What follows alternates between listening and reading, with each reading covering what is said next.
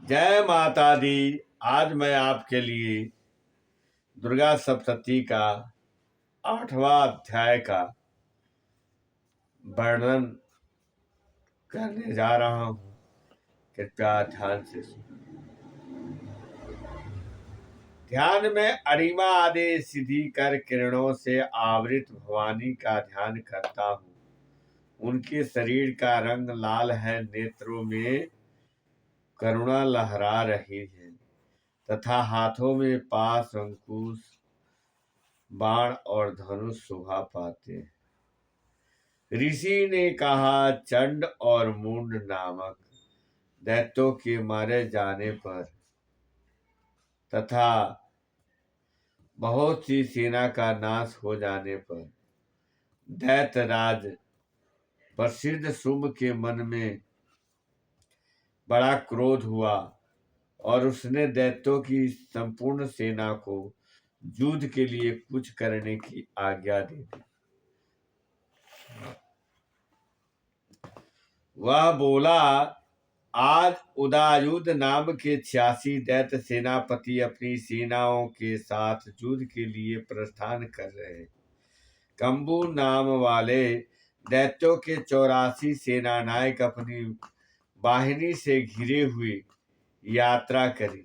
50 कोटि ब्रज कुल के और 100 धूम्र कुल के असुर सेनापति मेरी आज्ञा से सेना सहित रवाना हो जाए। कालक, दो हर्द, मोर्ज और कालिके असुर भी युद्ध के लिए तैयार हो मेरी आज्ञा से तुरंत प्रस्थान करे। भयानक शासक असुर राज शुंभ इस प्रकार आज्ञा देकर सहस्त्रों बड़ी बड़ी सेनाओं के साथ युद्ध के लिए रवाना हुआ। उस अत्यंत भयंकर सेना आती देख चंडिका ने अपने धनुष की टंकार से पृथ्वी पर आकाश के बीच क्षितिज को गुंजित कर दिया। राजन, तदंतर देवी के सिंह ने भी बड़े जोर जोर से दहाड़ना आरंभ किया। फिर अंबिका ने घंटे के शब्दों से उस गुंज को और भी बढ़ा दिया। धनुष की टंकार से सिंह को दहाड़ और घंटे की ध्वनि से संपूर्ण दिशाएं गूंज उठी। उस भयंकर शब्द से काली ने अपने विकराल मुख को और भी बढ़ा दिया तथा इस प्रकार वे विजयिनी हुई। उस तुमुल नाद को सुनकर दैत्यों की सेनाओं ने आकर चंडिका देवी, सिंह तथा काली देवी को चारों ओर से क्रोध पूर्वक घेर लिया। हे राजन, इस बीच में असुरों के विनाश तथा देवताओं के अभय उदय के लिए ब्रह्मा जी, शिव, कार्तिकेय, विष्णु तथा इंद्र आदि देवताओं की शक्तियां जो अत्यंत पराक्रम और बल से संपन्न थी, उनके शरीर से निकलकर उन्हीं के रूप में चंडिका देवी के पास गई। जिस देवता का जैसा स्वरूप, जैसी वेशभूषा और जैसा वाहन है, ठीक वैसे ही साधनों में संपन्न हो, उसकी शक्ति असुरों से युद्ध करने के लिए आ गई।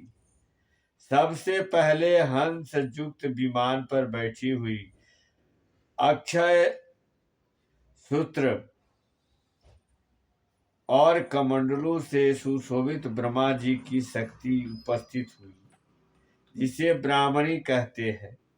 महादेवी जी की शक्ति वृक्ष पर आरूढ़ हो, हाथों में श्रेष्ठ त्रिशूल धारण किए, महानाग का कंकड़ पहने, मस्तक में चंद्र रेखा से विभूषित हो वहां आ पहुंची।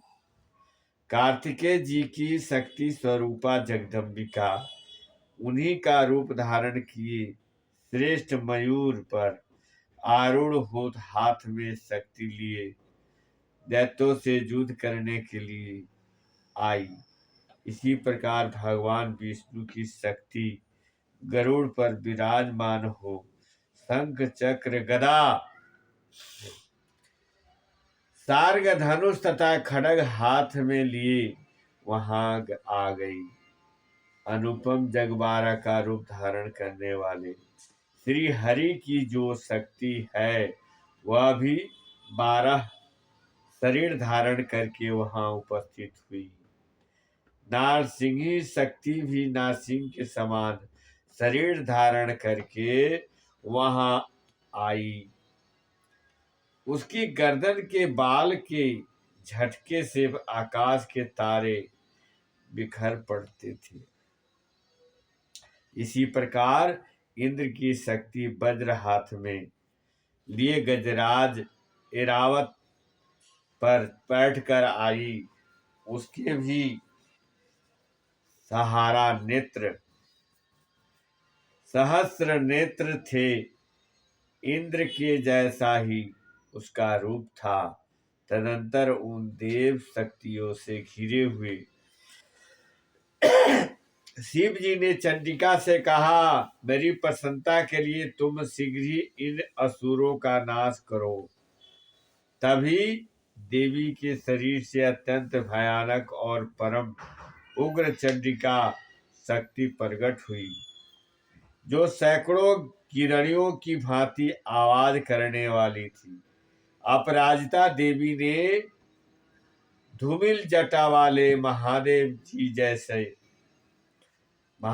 जी से कहा, भगवान आप शुंभ निशुंभ के पास दूत मन कर जाइए और उन अत्यंत गर्वीले दानव शुंभ एवं निशुंभ दोनों से कहिए, साथ ही उनके अतिरिक्त भी जो दानव युद्ध के लिए वहां उपस्थित हो उनको भी यह संदेश दीजिए, दैत्यों यदि तुम जीवित रहना चाहते हो तो पाताल को लौट आओ। इंद्र को त्रिलोक की राज मिल जाए और देवता जगभाग उपयोग करे। यदि बल के घमंड में आकर तुम युद्ध की अभिलाषा रखते हो तो आओ, मेरी सिवाय जोगनियां ही तुम्हारे कच्चे मांस से तृप्त हो। क्योंकि उस देवी ने भगवान शिव को दूत कार्य में नियुक्त किया था, इसलिए वह शिव दूती के नाम से संसार में विख्यात हुई। वे महादैत्य भी भगवान शिव के मुख से देवी के वचन सुनकर क्रोधित हो गए और जहां देवी कात्यायनी विराजमान थी उस ओर बढ़े। फिर वे दैत्य क्रोध में भरकर पहले ही देवी का ऊपर बाण शक्ति और इसलिए आदि अस्त्रों की वृष्टि करने लगे। तब देवी ने भी खेल खेल में ही धनुष की टंकार की और उससे छोड़े हुए बड़े बड़े बाणों द्वारा दैत्यों के चलाए हुए बाण शूल शक्ति और फरसों को काट दिया। तब काली उनके आगे होकर शत्रुओं को शूल के प्रहार से विदीर्ण करने लगे और खटवांग से उनका कच्छुमन निकालती हुई रणभूमि में विचरने लगी। ब्राह्मणी भी जिस ओर दौड़ती उसी ओर अपने कमंडलों का जल छिड़क कर शत्रुओं के ओज और पराक्रम को नष्ट कर देती थी। महेश्वरी ने त्रिशूल से तथा वैष्णवी ने चक्र से और अत्यंत क्रोध में भरी हुई कुमार कार्तिकेय ने अपनी शक्ति से दैत्यों का विनाश आरंभ किया। इंद्र शक्ति के वज्र प्रहार से विदीर्ण हो गए। सैकड़ों दैत्य दानव रक्त की धारा बहाते हुए भूमि पर गिर पड़े। बाराही शक्ति ने कितनों को अपनी धुंधुन की मार से नष्ट कर दिया। दाढ़ों के अग्रभाग से कितनों की छाती छेद डाली तथा कितने ही दैत्य उसकी चक्र की चोट से घायल होकर गिर पड़े। नारसिंगी भी दूसरे दूसरे महादैत्यों को अपने नखों से विदीर्ण करके खा जाती और सिंहनाद से दिशाओं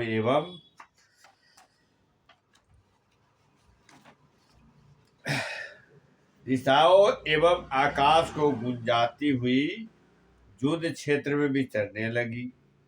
कितने ही असुर शिवदूती की प्रचंड अट्टहास से अत्यंत भयभीत हो भूमि पर गिर पड़े और गिरने पर उन्हें शिवदूती ने उस समय अपना भोजन बना लिया। इस प्रकार क्रोध में भरे हुए मातु गणों को नाना प्रकार के उपायों से बड़े बड़े असुरों का मर्दन करते देख दैत्य सैनिक भाग खड़े हुए। मातु गणों से पीड़ित दैत्यों की युद्ध में भागते देख रक्तबीज नामक महादैत्य क्रोध में भरकर युद्ध करने के लिए आया। उसके शरीर से वह जब रक्त की बूंद पृथ्वी पर गिरती तब उसी के समान शक्तिशाली एक दूसरा महादैत्य भूमि में पैदा हो जाता है। महासुर रक्त बीज हाथ में गदा लेकर इंद्र शक्ति के साथ युद्ध करने लगा। तब इंद्री ने अपने वज्र के प्रहार से घायल कर दिया। वज्र से घायल होने पर उसके शरीर से बहुत सा रक्त बहने लगा और उससे उसी के समान रूप तथा पराक्रम वाले दैत्य पैदा होने लगे। उसके शरीर से रक्त की जितनी बूंद गिरी उतनी ही दैत्य उत्पन्न हो गए। वे सब रक्त बीज के समान ही बीर्जवान, बलवान तथा पराक्रमी थे। वे रक्त से उत्पन्न होने वाले पुरुष भी अत्यंत भयंकर अस्त्र शस्त्रों का प्रहार करते हुए वहां मातु गणों के साथ भयंकर युद्ध करने लगे। पुनः वज्र के प्रहार से जब उसका मस्तक घायल हुआ तब रक्त बहने लगा और उससे हजारों दैत्य उत्पन्न होने लगे। वैष्णवी ने युद्ध में रक्त बीज पर चक्र का प्रहार किया। साथी तथा इंद्री ने उस दैत्य सेनापति को गदा से घायल कर दिया। वैष्णवी के चक्र से घायल होने पर उसके शरीर से जो रक्त बहा और उससे जो उसी के बराबर आकार वाले सहस्त्रों महादैत्य प्रकट हुए, उनके द्वारा संपूर्ण जगत व्याप्त हो गया। कुमारी ने शक्ति से, बारही ने खड्ग से और महेश्वरी ने त्रिशूल से महादैत्य रक्त बीज को घायल किया। क्रोध में भरे हुए उस महादैत्य रक्त बीज ने भी गदा से सभी मातु शक्तियों पर पृथक पृथक आघात किया। शक्ति और शूल आदि के अनेक बार घायल होने पर जो उसके शरीर से रक्त की धारा पृथ्वी पर गिरी, उससे निश्चय ही अनगणित असुर उत्पन्न हुए। इस प्रकार उस महादैत्य के रक्त से प्रकट हुए असुरों द्वारा संपूर्ण जगत व्याप्त हो गया। उससे उन देवताओं को बड़ा भय हुआ। देवताओं को उदास देख चंडिका ने काली से शीघ्रता पूर्वक कहा, चामुंडे तुम अपना मुख और भी फैला दो, तथा मेरे शस्त्राघातों से गिरने वाले रक्त बिंदुओं और उनसे उत्पन्न होने वाले महादैत्यों को तुम अपने इस वेगवान मुख से खा जाओ। इस प्रकार रक्त से उत्पन्न महादैत्यों का भक्षण करती हुई तुम रणभूमि में विचरती रहो। ऐसा करने से उस दैत्यों का सारा रक्त क्षीण हो गया जाने पर वह स्वयं ही नष्ट हो जाएगा। उन भयंकर दैत्यों को जब तुम खा जाओगे तब दूसरे नए दैत्य उत्पन्न नहीं हो सकेंगे। काली से यूं कहकर चंडिका देवी ने शूल से रक्त बीज को मारा और काली ने अपने मुख से उसका रक्त ने ले लिया। तब उसने वहां चंडिका पर गदा से आघात किया, किंतु उस गदा के प्रहार से ने देवी को तनिक भी क्षति नहीं पहुंचाई। रक्त बीज के घायल शरीर से बहुत सा रक्त गिरा, किंतु जो ही वह गिरा त्यों ही चंडिका ने उसे अपने मुख में भर लिया।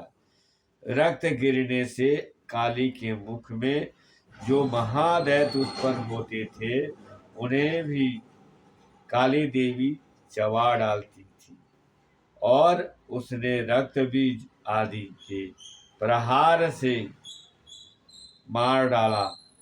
हे राजन, इस प्रकार शस्त्रों के समूह से आहत एवं रक्तहीन हुआ महादैत्य रक्त बीज भूमि पर गिर पड़ा।